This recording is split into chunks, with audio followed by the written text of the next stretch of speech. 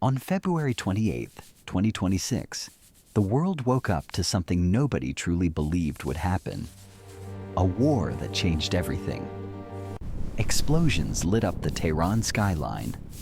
The most powerful military alliance in history had just struck the heart of Iran. Within hours, one of the most powerful men on Earth was dead. The entire Middle East was now holding its breath. But this didn't start on February 28th. This war had been building for over 40 years. Nobody stopped it. To understand what just happened and what comes next, you need to go back to where it all truly began.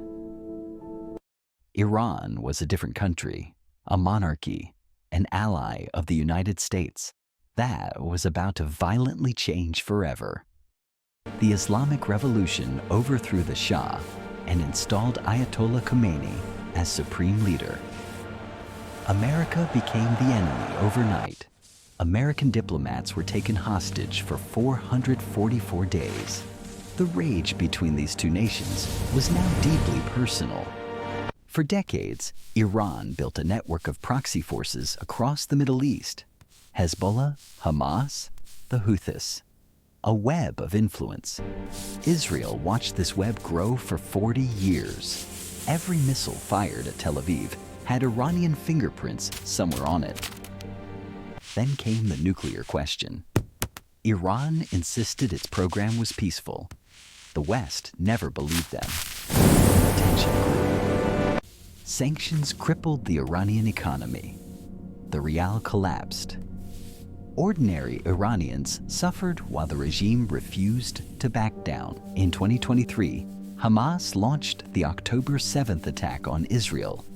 Nearly 1,200 people killed. Iran was widely accused of involvement. Israel vowed revenge, not just against Hamas, but against the entire axis that made October 7th possible. Iran was on that list. By 2024, Israel and Iran were exchanging direct strikes for the first time in history. The unthinkable was becoming routine. In June 2025, the two countries fought a 12-day war. The U.S. joined and struck Iran's nuclear facilities. A new era had begun. Iran was battered, but the regime survived. Khamenei remained. The nuclear program was damaged, but not destroyed. Then winter came. Iran's economy was in freefall. The rial had collapsed to historic lows. In late December 2025, protests erupted across Iran. Over 100 cities. The largest demonstrations since the 1979 revolution itself. The regime responded with bullets. Thousands of protesters were killed in the streets. The world watched in horror. Donald Trump took notice. He warned Iran directly. The United States was, quote, locked and loaded. The pressure was building. In February 2026, U.S. military assets flooded the Middle East, the largest buildup since the 2003 invasion of Iraq. Publicly, diplomats were still talking. Quietly, war planners were finalizing targets. Both things were happening simultaneously. On February 24th, Trump addressed the nation. Iran was pursuing nuclear weapons. The U.S. would act if necessary. The clock was ticking. 4 days later, the clock ran out. To understand why the U.S. and Israel chose February 28th, you need to understand what they were actually afraid of. Intelligence reports suggested Iran was closer to a nuclear weapon than the public had been told. Months away. Maybe less. A nuclear Iran changes everything. Every calculation in the Middle East shifts permanently. Israel could never accept that outcome. Netanyahu had spent decades warning the world about this moment. In 2026, he finally had a U.S. president willing to act. Trump's view was direct. Iran had a chance to negotiate. They didn't take it. Now the military option was the only option left. Operation Roaring Lion, Operation Epic Fury. 2 names, 1 mission: end Iran's nuclear program and change its government. The plan was audacious: strike the leadership, strike the military command, strike the nuclear sites. All at once, no warning. Israel's Air Force would lead the strikes. U.S. bombers, naval forces, and intelligence would back them up every step of the way. Meanwhile, Iran's citizens were in the streets demanding change. The regime was already weakened. This was the window of opportunity. Trump recorded a video for the Iranian people. He said, "Your country will be yours to take. Come out. This is your moment." Allies were briefed. Germany was told the morning of the attack. Most of the world found out when the bombs started falling. The NATO AWACS surveillance aircraft were already in position over Turkey. The entire operation had been rehearsed many times over. Iran had warned for years that if attacked, it would not respond alone. It would drag the entire region into the fire with it. The Gulf states, Saudi Arabia, UAE, Bahrain, Qatar, Kuwait, all hosted American military bases. All of them were now targets. Iran's strategy was clear: make the war so painful and so wide that America's partners would force Washington to stop. The Islamic Revolutionary Guard Corps had spent years preparing for exactly this scenario. Thousands of missiles were ready. Drones, ballistic missiles, cruise missiles. Iran had built an arsenal specifically designed to overwhelm missile defense systems. And Iran wasn't alone.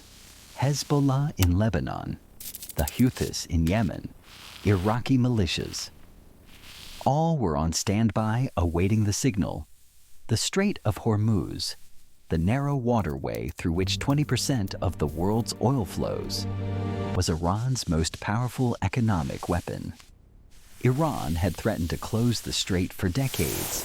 If they actually did it, oil prices would explode and economies would shudder. Global oil markets were already nervous. Brent crude was up 20% for the year before a single bomb had dropped on Tehran.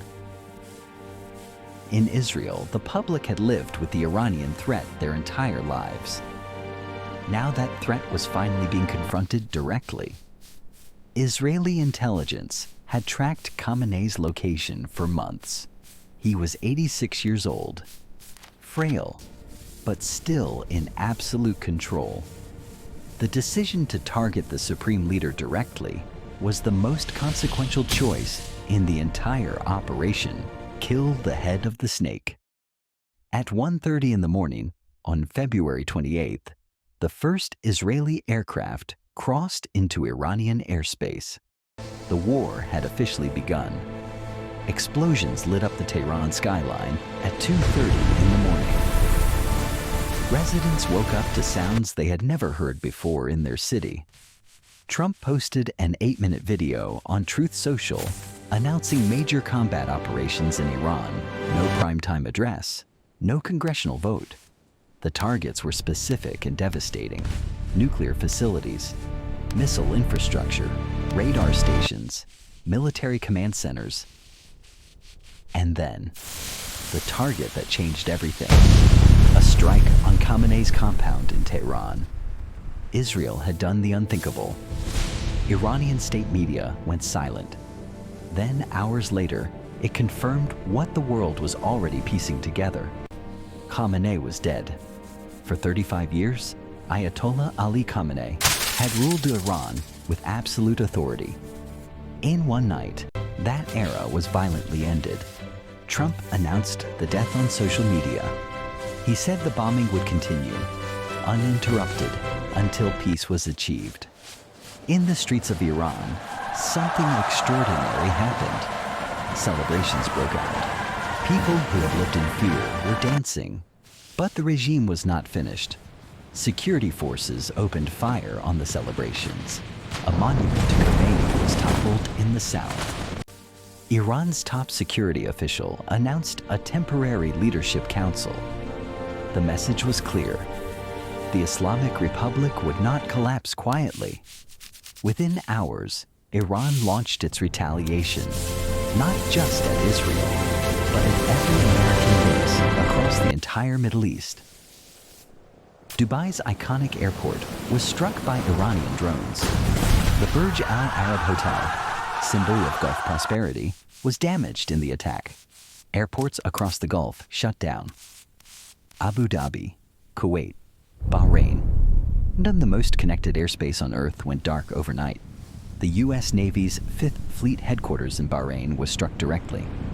This was Iran saying, "We can hit your most important assets." Iranian missiles rained down on Israel. Tel Aviv, Haifa, at least 40 buildings damaged, 9 people killed near Jerusalem alone. 3 American soldiers were killed in Kuwait. Trump said there would likely be more. Major combat operations were continuing.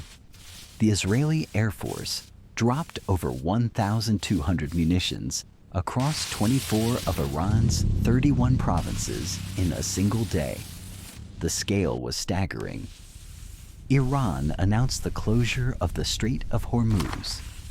The world's most critical oil choke point had just been weaponized. The UN Secretary General called an Emergency Security Council meeting. He warned of a chain of events nobody could control. By day 2, over 550 people were confirmed dead in Iran. The war was less than 48 hours old, and it was accelerating. The immediate question everyone was asking: can you actually topple a regime from the air? History says it's far more complicated. Killing Khamenei removed the figurehead, but the Islamic Revolutionary Guard Corps, the real power in Iran, Namawar Bababers, was still intact. As one analyst put it, taking out the supreme leader is not the same as regime change. The IRGC is the regime. The parallel to Iraq in 2003 was impossible to ignore. Removing Saddam was easy. What came after took 20 years and thousands of lives. Iran is not Iraq. It has deeper institutions, a more embedded ideology, and regional networks stretching from Lebanon to Yemen. Hezbollah in Lebanon had not yet fully entered the fight. That decision, if it came, would dramatically escalate the conflict. Russia and China called for immediate ceasefires. Neither moved to intervene militarily. But their patience with the U.S. was thinning. In the U.S. Congress, senators called the war illegal. A war powers resolution was filed. Trump was almost certain to veto it. Trump said Iran wanted to talk. He agreed. A war that started at 2:30 a.m. was already seeking an exit within 48 hours. Nothing was certain. The Iranian people were caught in the middle, some celebrating, some mourning, all living through history they never asked for. So where does this end? The honest answer is, nobody knows. Not the generals, not the diplomats, not the intelligence agencies. 3 scenarios are now on the table: a negotiated ceasefire and political transition, a prolonged grinding war, or something far worse, because Iran still has options. Its proxies are armed, the Strait of Hormuz is closed, and somewhere in this story, there is a nuclear question nobody has fully answered. Which brings us to the question that should keep every world leader awake at night. What if Iran already had the bomb? What if they used it? That is exactly what we are covering in our next video. The scenario nobody wants to say out loud. Subscribe, you won't want to miss it.